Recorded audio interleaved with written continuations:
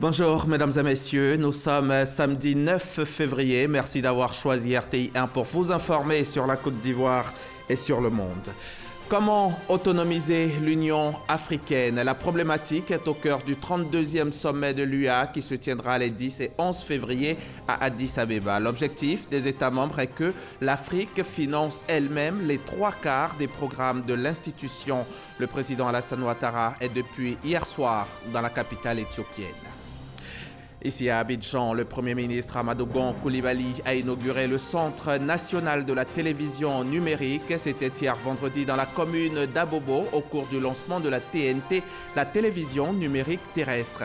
De quoi accélérer le processus de libéralisation de l'espace audiovisuel. Vous le verrez dans 5 minutes. Nicolas Maduro a promis hier de bloquer l'entrée au Venezuela de l'aide humanitaire américaine sollicitée par l'opposant Juan Guaido qui s'est dit prêt à faire le nécessaire pour sauver des vies. Le Venezuela est frappé par de graves pénuries de nourriture, de médicaments et de nombreux produits de base. Tout d'abord, en bref et en images, le président de la République Alassane Ouattara est arrivé hier vendredi à Addis Abeba à 23h55 heure locale, 20h55 ici à Abidjan. Le chef de l'État est dans la capitale éthiopienne pour prendre part au 32e sommet ordinaire de l'Union africaine qui va se tenir les 10 et 11 février prochains. Ce 32e sommet est une session consacrée à la question des déplacements forcés en Afrique. Elle verra également l'élection du président de la conférence des chefs d'État et de gouvernement de l'Union africaine. Les précisions d'Awa Touré, notre envoyé spécial à Addis Abeba. Les travaux de la 32e session ordinaire de la conférence des chefs d'État et de gouvernement de l'Union africaine s'articulent autour du thème réfugiés, rapatriés et personnes déplacées vers des solutions durables aux déplacements forcés en Afrique. Les dirigeants africains entendent ainsi contribuer de façon significative à la mobilisation de l'assistance humanitaire et aussi agir plus efficacement sur les conflits et les crises, causes principales des déplacements forcés. Le président de la République Alassane Ouattara, désigné par ses pairs champion du suivi de la mise en œuvre de l'agenda 2063 de l'Union africaine, va présenter un rapport d'étape à la conférence des chefs d'État et de gouvernement. L'agenda 2063 de l'Union africaine, adopté le 31 janvier 2015 à Addis Abeba, est une vision et un plan d'action sur 50 ans. Un appel à l'action de toutes les composantes de la société africaine pour construire une Afrique prospère et unie, à travers notamment des investissements accrus dans le domaine de l'éducation pour des ressources humaines de qualité. En marge du 32e sommet ordinaire de l'Union africaine, le président Alassane Ouattara va prendre part le samedi 9 février au Forum des chefs d'État et de gouvernement participant au MAEP, le mécanisme africain d'évaluation par les pairs, et le lundi 11 février, il va assister au Smart Africa Board Meeting à l'invitation du président rwandais Paul Kagame. Une autre articulation du séjour du chef de l'État à Addis Abeba, le lancement de la campagne de l'Union africaine pour l'élimination des mutilations génitales féminines en Afrique à l'occasion du petit déjeuner de haut niveau offert par le président du Faso, Roch-Marc Christian Kaboré, ainsi que le lancement du tableau de bord continental à l'ensemble des chefs d'État à l'invitation de Sa Majesté Letsi II, roi du Lesotho et champion de l'Union africaine pour la nutrition, de la Commission de l'Union africaine et de la Banque africaine de développement. Le chef de l'État y est donc depuis vendredi soir. Un peu plus tôt, dans la même journée de vendredi, ici à Abidjan, le Premier ministre a inauguré le Centre national de la télévision numérique. Une inauguration qui donnait dans le même temps un coup d'accélérateur au processus de libéralisation de l'espace audiovisuel avec le lancement de la TNT, la télévision numérique terrestre. C'était dans la commune d'Abobo, sur le site de l'émetteur de la RTI. Herman Guivet était sur place. Son témoignage. En actionnant cette touche lumineuse du moniteur de la salle des émetteurs, le Premier ministre Amadou Gon Coulibaly procède au lancement définitif de la TNT la télévision numérique terrestre. Le Premier ministre visite la salle de monitoring pour s'enquérir de la qualité des images retransmises. Mais avant, l'inauguration du Centre national d'exploitation TNT d'Abobo, un centre flambant neuf, une fierté, une opportunité pour la commune d'Abobo. Abobo entend saisir l'opportunité de l'installation de la télévision numérique terrestre pour se mettre à l'ère du numérique. Il s'agit pour nous de faire en sorte que nos populations aient un accès facile aux nouvelles technologies de l'information afin de bénéficier de tous les avantages du numérique. Projet soutenu par le Premier ministre Amadou Gon Coulibaly. La télévision numérique terrestre ouvre à coup sûr un portail d'avantages aux populations. Une amélioration de la qualité d'image et de son, une augmentation du nombre de chaînes dont une diversité de choix, la possibilité de disposer d'un guide de programme et divers autres services à valeur ajoutée. Mais pour cela, vous devez désormais vous approprier des postes téléviseurs compatibles aux normes MP4, AVC, DVB-T2 pour recevoir la TNT, notamment les 6 chaînes gratuites que sont RTI 1, RTI 2, NCI, A+ Ivoire, 7 Info et d'un décodeur pour certains téléviseurs ou sans décodeur pour d'autres. Vous recevrez également en TNT les bouquets payants, Telenoom et StarTime. Occasion pour le ministre de la Communication de faire le point des évolutions à venir à compter de cet instant.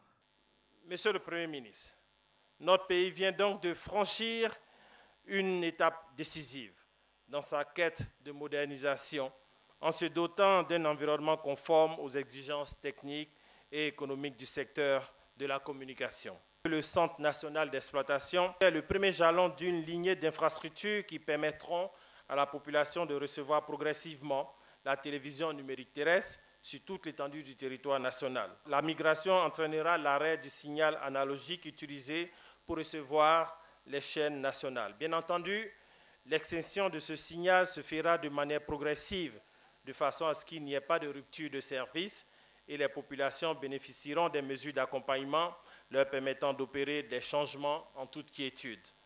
Ainsi donc, des actions de communication de proximité sont prévues pour accompagner les ménages à adopter la TNT. Monsieur le Premier ministre, je voudrais vous demander de bien vouloir traduire, au nom de la grande famille de la communication et des médias, notre reconnaissance au président de la République, son Excellence M. Alassane Ouattara, pour nous avoir offert ce joyau technologique dont l'ergonomie et les équipements répondent aux standards internationaux, un édifice qui permettra désormais de diffuser une multitude de chaînes de télévision, ouvrant encore plus notre espace audiovisuel. Le Premier ministre Amadou Gon Coulibaly s'est réjoui de cette action de lancement de la TNT et des immenses possibilités qu'elle offre aux populations. La télévision numérique terrestre, TNT, est désormais une réalité. En lançant aujourd'hui le signal, ce sont bientôt 7 chaînes de télévision d'accès libre et 2 bouquets accessibles par abonnement qui seront disponibles sur le réseau terrestre pour l'ensemble de nos concitoyens. Près de 30% des Ivoiriens peuvent désormais recevoir la TNT avec ce que nous faisons ce jour. Il sera environ 65% d'ici la fin de l'année, avec un objectif de 95 à 100% en 2020. À vous, chers éditeurs de programmes audiovisuels, l'État a déployé de nombreux moyens humains, techniques et financiers pour bâtir une infrastructure de pointe qui vous permettra de diffuser vos programmes vers les populations. À chacun d'entre vous, nous souhaitons plein succès, et ceci dans le respect des règles. L'État a fait sa part. Vous avez de votre côté le devoir de fournir localement des contenus attractifs et de créer des emplois pour les jeunes. Vous contribuerez ainsi pleinement à l'essor de cette nouvelle industrie pleine de potentialités et d'opportunités. Appelant les jeunes à se saisir des nombreuses opportunités d'emploi qu'offre la télévision numérique terrestre, le Premier ministre Amadou Gon Coulibaly a rappelé que ce projet est en symbiose avec l'état d'esprit d'une Côte d'Ivoire moderne, résolument tournée vers la création de valeur et la pluralité d'expression. La télévision numérique terrestre est donc désormais une réalité en Côte d'Ivoire. La Société ivoirienne de télédiffusion vient ainsi de réaliser le tout premier grand ouvrage qui permet la mise en œuvre du processus.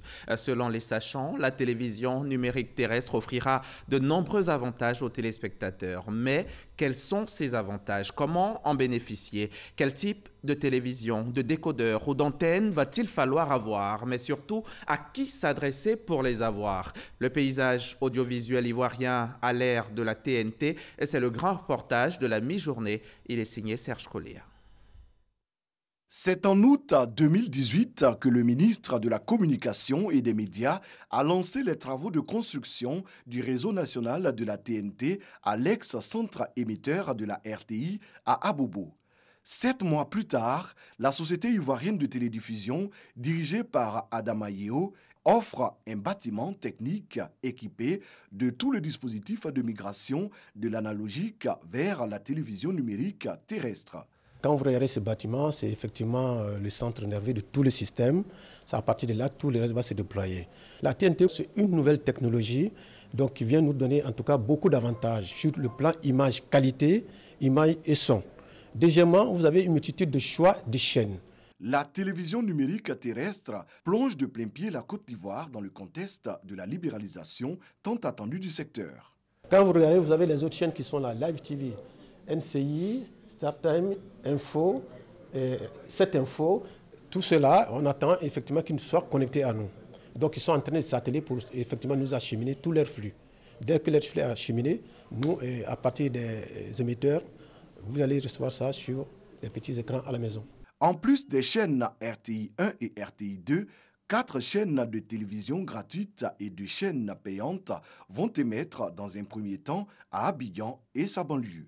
C'est une sorte de bouffée d'oxygène à la fois pour l'ensemble des Ivoiriens, mais c'est aussi du point de vue économique une bouffée d'oxygène pour les chaînes et pour évidemment toute cette génération d'élèves qui sont formés dans des écoles de communication et qui jusque-là n'avaient pas de débouchés assez larges.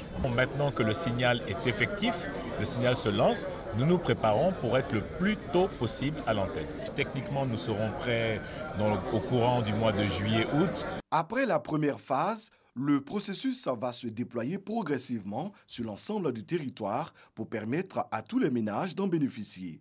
Pour justement bénéficier de nombreux avantages, les téléspectateurs doivent remplir les conditions de réception de la TNT. La première chose, c'est d'avoir un décodeur. Lorsqu'on n'a pas un décodeur intégré à son poste téléviseur, c'est-à-dire vous avez un petit boîtier sur lequel vous allez prendre votre câble d'antenne habituellement que vous mettez sur votre téléviseur, que vous allez brancher dessus et qui va maintenant sortir l'image et le son.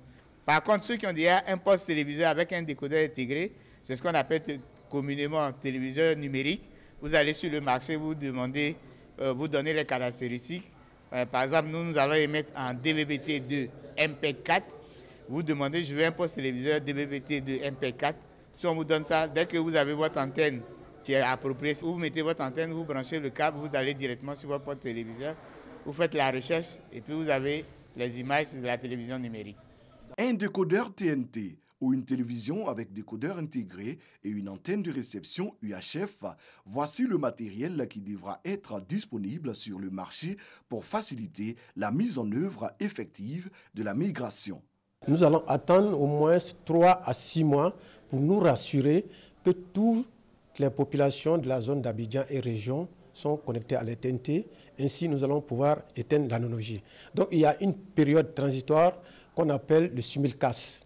Vous savez, vous avez les 2 réseaux en même temps qui fonctionnent, le temps qu'effectivement tout le monde s'approprie les décodeurs ou bien les téléviseurs. Créée en décembre 2017 pour accélérer la migration, la Société ivoirienne de télédiffusion achève avec succès le premier volet de sa mission. Des campagnes de sensibilisation des populations, des sessions de formation des techniciens sont prévues pour mieux comprendre cette évolution technologique.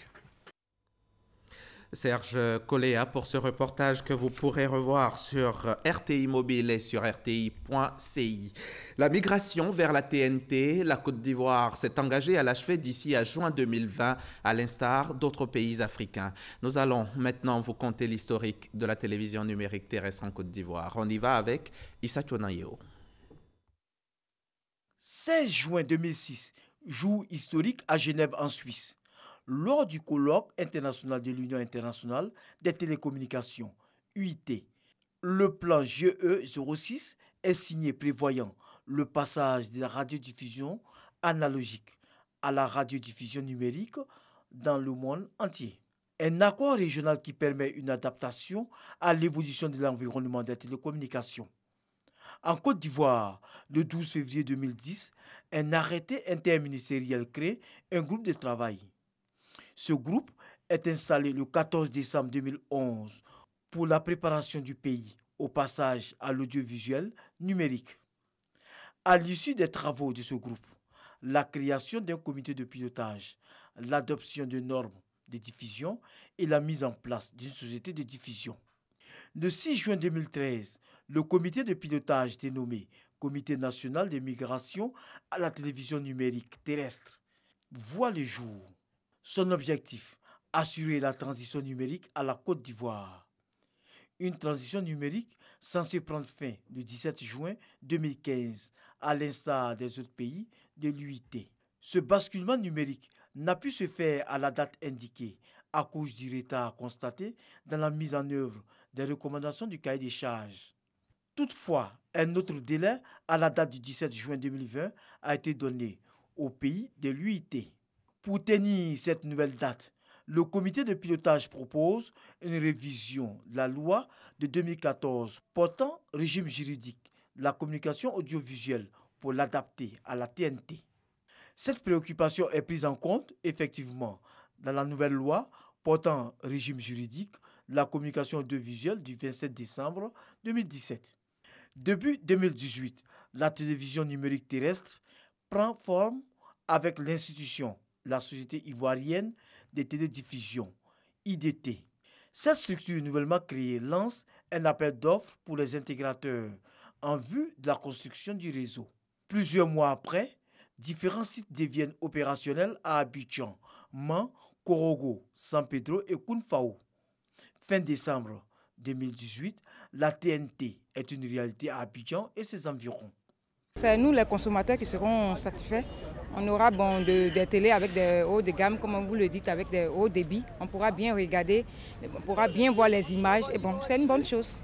Ce 8 février, après 12 années d'études, d'analyse et d'opérations, la TNT est lancée au centre émetteur d'Abobo avec le Premier ministre Amadou Gon Coulibaly. Voilà pour l'actualité consacrée au lancement de la TNT en Côte d'Ivoire.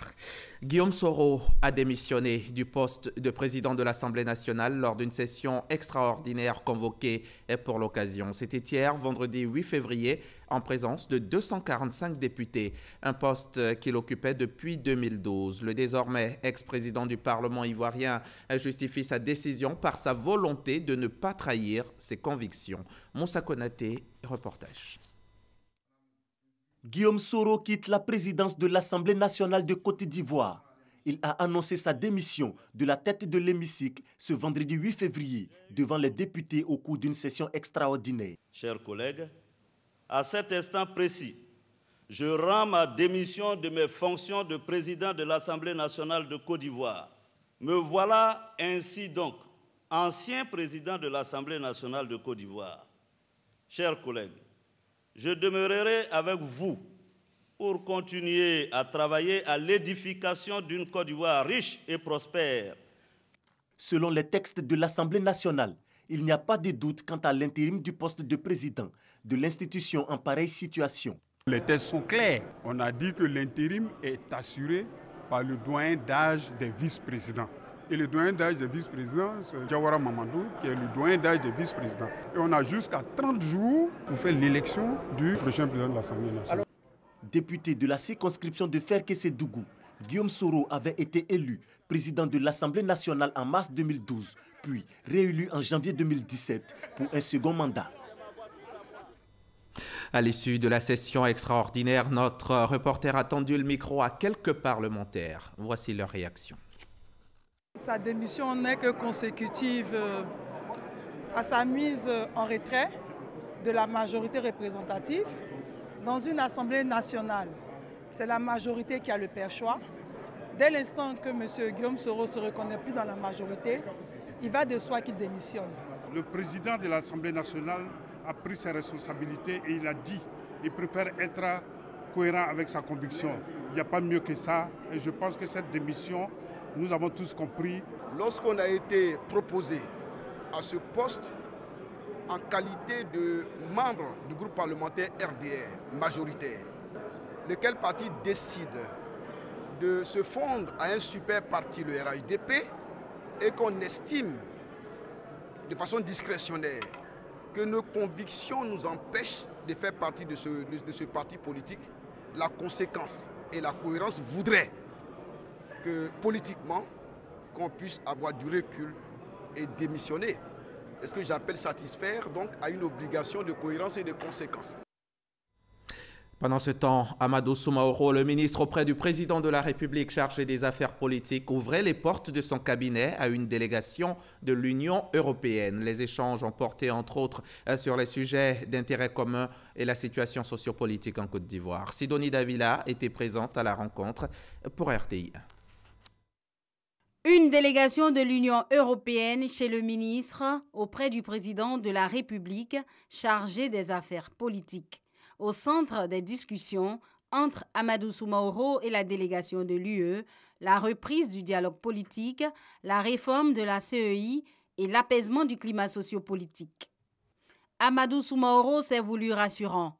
Pour lui, le gouvernement multiplie les efforts pour instaurer de larges consultations sur les questions évoquées.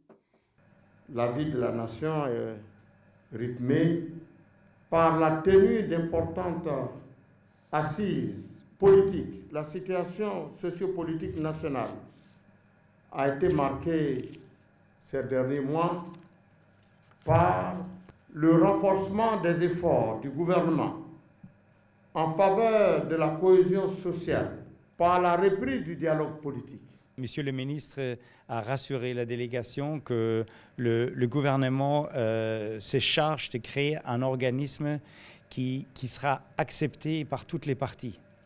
Et nous, en tant que l'Union européenne, je crois c'est quelque chose qui est important dans le sens large parce que en tant que l'Union européenne, on a beaucoup d'investissements ici. Donc on est tout à fait en phase avec les gouvernements qui voudraient avoir un tel mécanisme. L'UE est un partenaire important pour la Côte d'Ivoire. Les représentants ont décidé d'être des relais de la Côte d'Ivoire auprès des différents pays de l'Union européenne.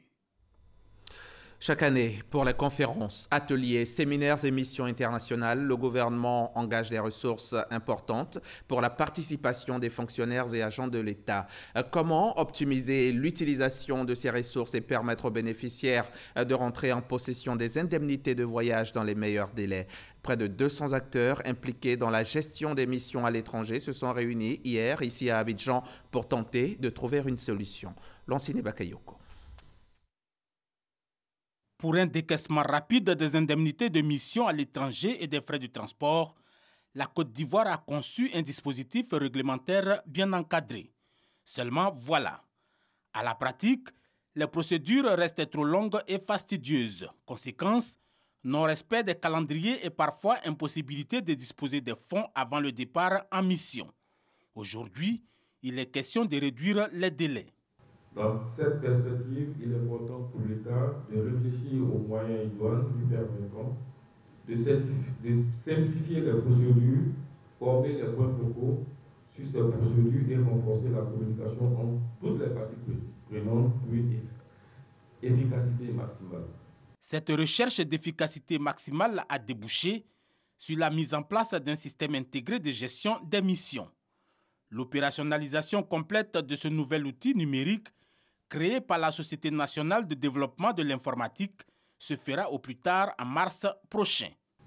Cette plateforme informatique devrait permettre à terme à tous les ministères et institutions d'automatiser et simplifier les procédures d'élaboration de gestion des missions et conférences, de réduire les délais et assurer la sérénité lors du traitement des dossiers des missions et de disposer d'une bonne maîtrise et d'un bon suivi des budgets alloués aux conférences et missions.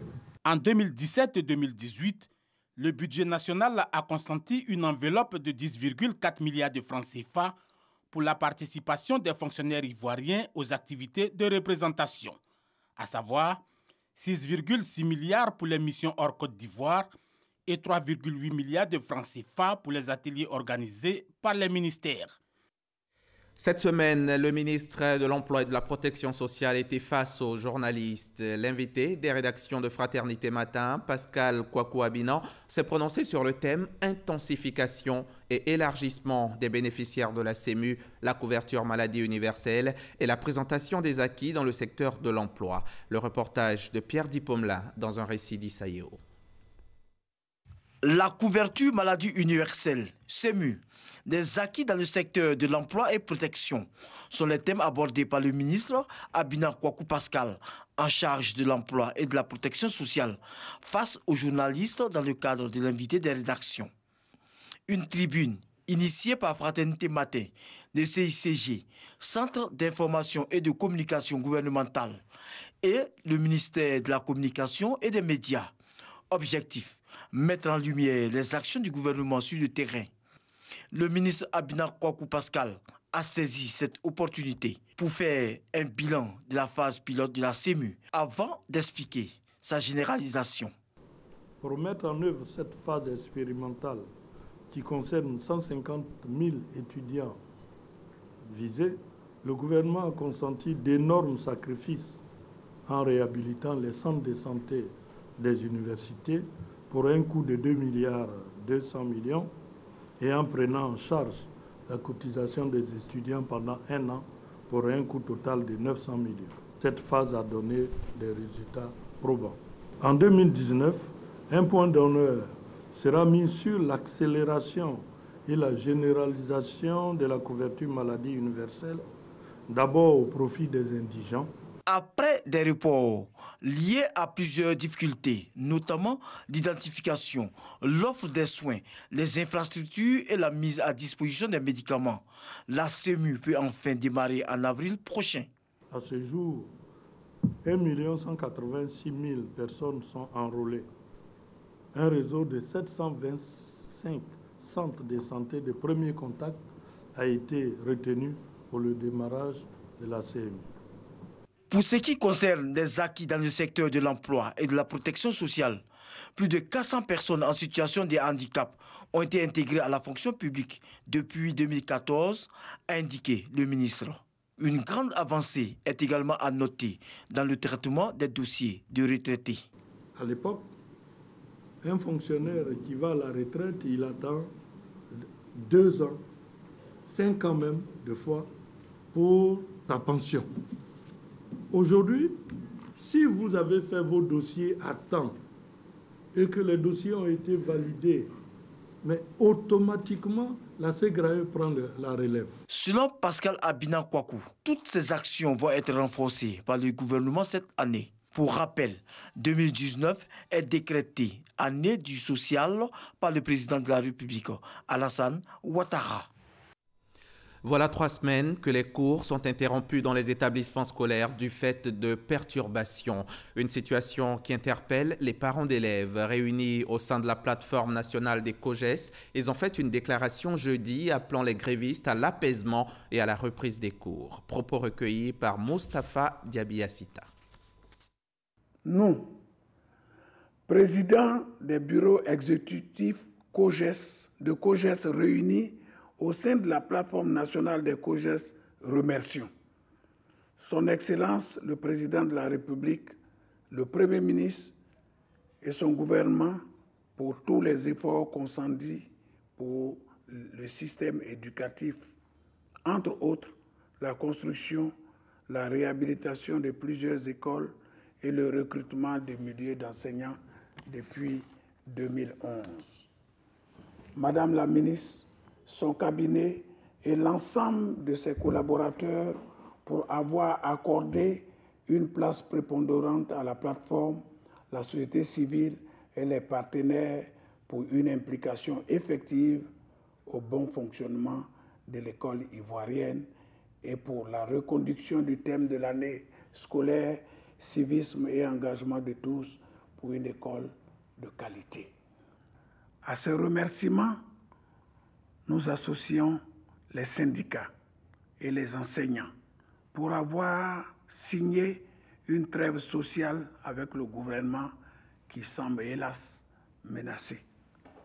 Au vu de ce qui précède, nous, présidents des bureaux exécutifs réunis au sein de la plateforme nationale des COJES, constatons avec regret que nos enfants sont dans la rue, livrés à eux-mêmes, débouchant sur des actes de vandalisme et des disparitions d'élèves, ce qui met en mal l'équilibre social.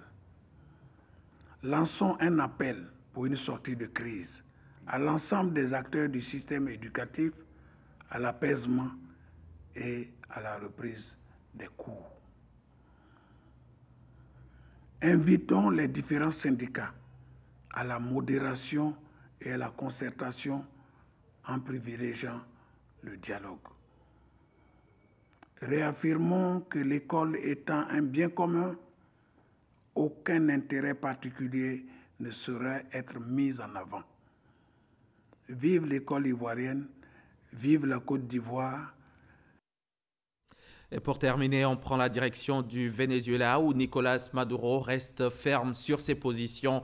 Dans une conférence de presse hier vendredi, le président vénézuélien a réaffirmé que son pays ne laissera pas entrer l'aide humanitaire internationale envoyée par plusieurs pays, dont les États-Unis. Son pays traverse la pire crise économique de son histoire et l'aide qui a été acheminée jeudi à la frontière entre la Colombie et le Venezuela devait être distribuée aujourd'hui.